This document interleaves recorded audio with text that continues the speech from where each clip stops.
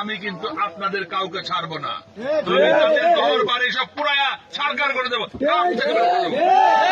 কুমিল্লা ৪ আসনে বিএনপি থেকে মনোনীত প্রার্থী মঞ্জুরুল আহসান মুন্সীকে দল থেকে বহিষ্কার করা হয়েছে। জনপ্রিয় দৈনিক নয়াদিগন্তের মাল্টিমিডিয়া প্ল্যাটফর্মে প্রকাশিত একটি ভিডিও সামাজিক যোগাযোগ মাধ্যমে ভাইরাল হওয়ার পরপরই এ সিদ্ধান্ত নেয় দলটি।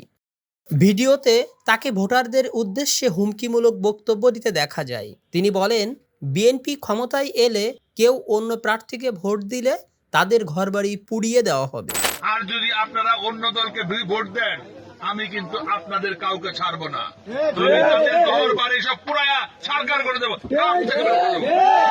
আমি কিন্তু কথা খুব পরিষ্কার করে বলতেছি, এটা মনে করেন আমি ভয় দেখাচ্ছি।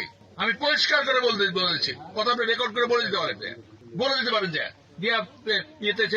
ফেসবুকে ছেড়ে দিতে পারেন, আমার অসুবিধা নাই।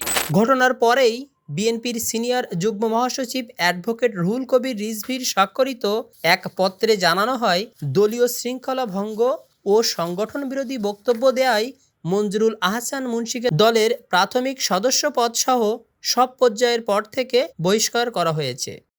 উল্লেখ্য, ঋণ খেলাপির অভিযোগে এর আগেই তার প্রার্থিতা বাতিল করা হয়েছিল।